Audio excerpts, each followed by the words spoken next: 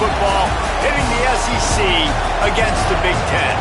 It's the Texas A&M Aggies and the Ohio State Buckeyes. Reese Davis, David Pollack, Jesse Palmer with you. Holly Rose down on the sidelines. We check in with her now. Guys, I caught up with Coach Elko before the game. This is a challenging environment, bringing his team in here against a very quality opponent. This has so many implications for postseason, rankings, strength of schedule, all of those metrics. But more important, he knows how hard it is to get a win here on the road. Back to you. Holly, thank you. This ought to be a tremendous matchup.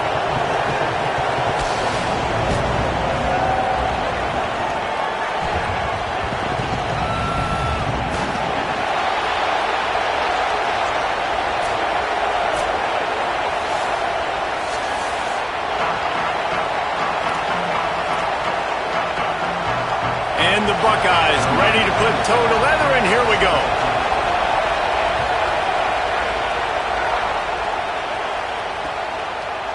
He'll bring it out. It's Arrington. Stopped at the 17, and he's probably second-guessing that return.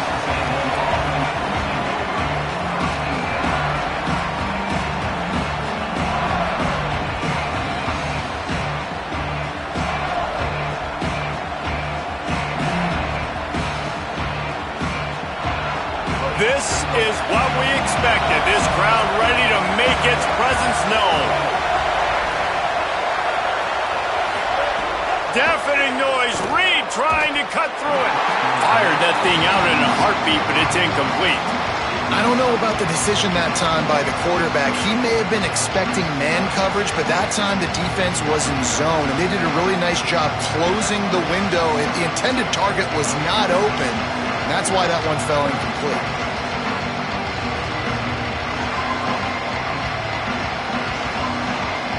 Behind the chains now on 2nd and long. Reed takes a catch. Excellent job rallying to the ball, and they knock him down. Yeah, and listen, I'm going to move this guy everywhere. He's in the slot this time, but I'm not going to let the defense understand where he's lining up so they can double team him, put him in the slot, put him out wide. Either way, find this guy early and often.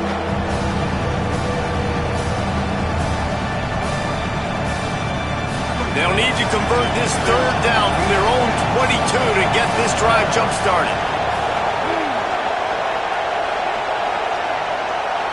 Looking to throw, it's Reed. Gets it out quickly. They'll move those chains, getting it out to the 29-yard line and trying to get this drive rolling. These two guys, just on the same wavelength, they make clutch connections all the time. And that's practice, man. That's all summer. That's all spring. Just so many hundreds and thousands of balls where you know exactly when that guy's going to break. You know he's a stud. You're going to feed him, especially on these 3rd down situations. And that's a really nice play. It's impressive. When it's 1st down and the defense thinks you might be running the football, you still can line up. You can get some movement at the point of attack and find a little crease for your running back. This crowd trying to make life miserable for this offense. Right back to the well. Slams ahead for a yard out to the 33. And that run really didn't go anywhere. And a lot of times we don't focus on it enough. How important those 5 guys are up front. To get on those defensive linemen, to try to move them out of the way, to get a run game going, it squarely falls on the shoulder of those 5 offensive linemen.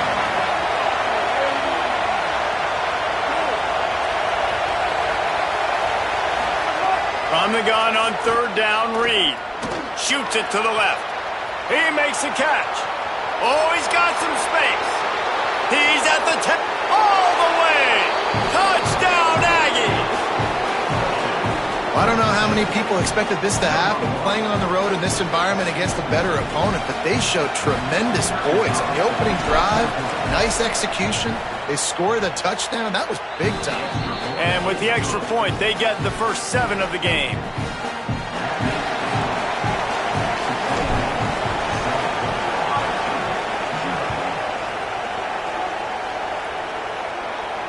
And no chance at a return here. They'll start this drive at their own 25.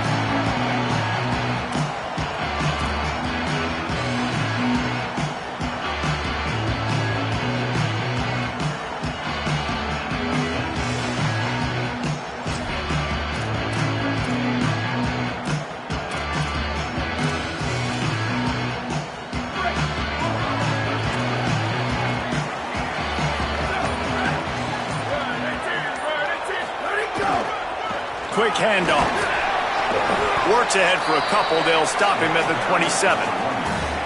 And the defense doing a great job committing to the run. When you commit to the run like this, obviously you can give up some plays in the passing game, but you got to stop the run first.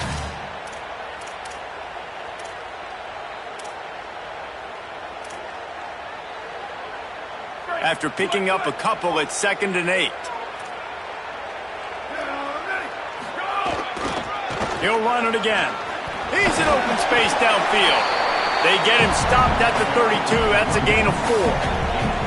Man, it's easy to call plays when you're getting 5 or 6 yards a pop on the ground. Like, why would I get complicated? Why would I get complex? Like, up front right now, this group just win, fall forward, get that good gain, stay ahead of the sticks, don't have to get in bad situations. This defense better respond, or else I'll do that all the way down the field.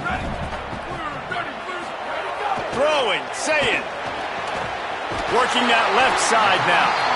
And he's knocked down immediately, but not before he moves the chains. Really nice job there by the quarterback, understanding that it's zone coverage on 3rd down. You're going to have to find someone working into a soft spot, get the ball out of your hands quickly, make an accurate throw, and pick up the first. Well done. And they'll stop him after a minimal pickup. Run game is good. Balance is good. Now, listen, if the run game isn't good, then you got to pass the football a little bit more. But sometimes you got to keep them honest, take them chunk by chunk. Didn't get much on 1st down. It's 2nd and 9. Dropping back, it's Sayin. I don't think that's the way they drew it up. Incomplete. And you see those balls in practice sometimes. They're just off the mark. You don't know how to control it. You don't know what goes wrong. But sometimes QBs miss, and it's an incompletion. It'll be 3rd and long.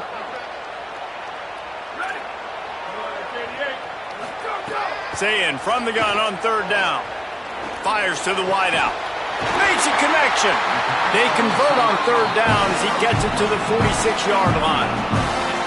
When you're a playmaker like this guy is, your coaches are going to dial up plays intended for you, especially on 3rd down. That's what you saw in that last play. There was no question where the quarterback was going with that football. All week long, they decided on the biggest... Maybe a crease. Still on his feet. And this offense is feeling it as they rip off a big chunk of yardage, and they've got it on the 22.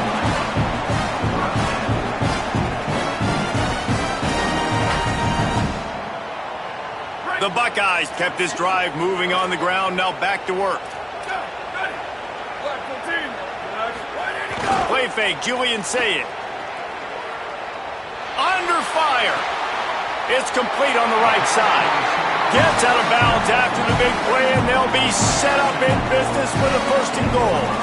Well, everybody knew this guy was going to get his touches coming into this game, considering he's one of the better receivers in the country. And to start it off, the offense was actually looking the other way. They were looking for other guys to make big plays, but finally they got the opportunity. They were able to find some space to get their best receiver the football, and guys, that's not going to be the last time.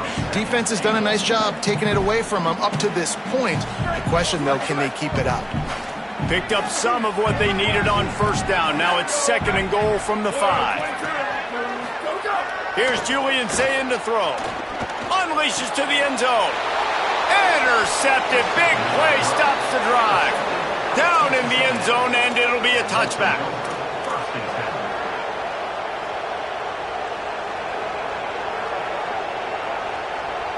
So here comes the Texas A&M offense back onto the field.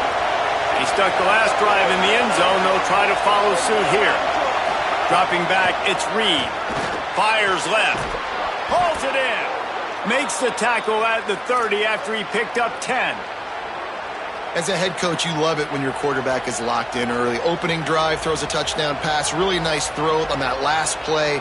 Here in the 2nd drive, he's firing on all cylinders. You can tell this guy did his homework coming into this game, and right now it's paying off. Now on 1st down from the 30.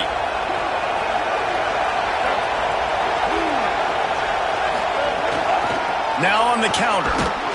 Defense right there to stop him in his tracks, and they get nothing on that play.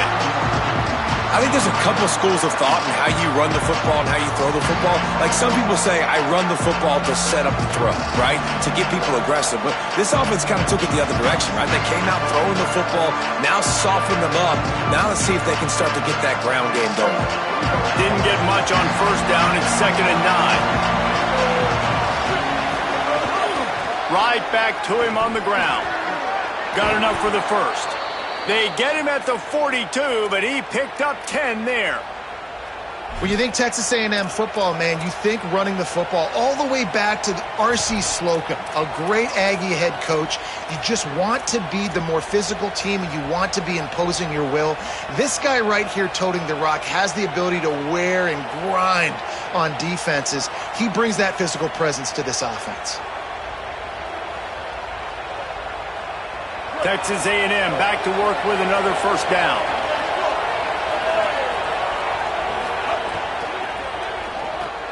Pulls and fires complete to the right.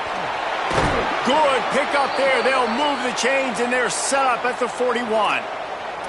And this offense is just so dynamic because they've got playmakers at all the skill positions, right? We just saw a big play in the running game. Now we see one in the passing game. There's not one dude that you can key on here if you're on defense to try and slow them down. And a nice run there before the defense finally makes the stop. Well, it's plays like that that'll help this offense stay in rhythm all game long. If you can have that kind of success on first down running the football, it just opens up your entire playbook moving forward. Good spot after that 7-yard pickup on first down. It's 2nd and 3. Play fake, Reed. Here's the pressure. And he's sacked. Great work there by this defense. This defense knew coming into this game, playing one of the fastest quarterbacks in the country, they were going to have to find a way to get him off rhythm. They're going to have to be careful doing it because of that speed, but that is huge for their confidence. They get their first sack of the game here in the first half, and you can all of a sudden see the body language on this defense. It has changed. Here's Reed to throw. And he was hit just as he was releasing the pass, and it falls to the ground incomplete. And these coaches have these play sheets over there on the sidelines, and there's so many calls they want to call. They want to make explosive plays, but you got to protect your QB, and he's already been sacked. Now he's hit again. Like, they've got to protect him up front if they want a chance of doing damage on the offensive side of the football. And they can't get on top of it to down it, so that ball will come out to the 20.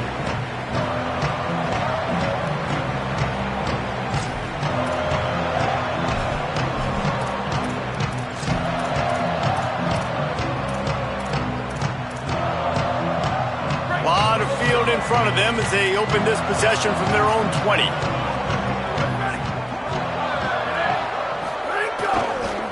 Looking for a crease. It's Jackson.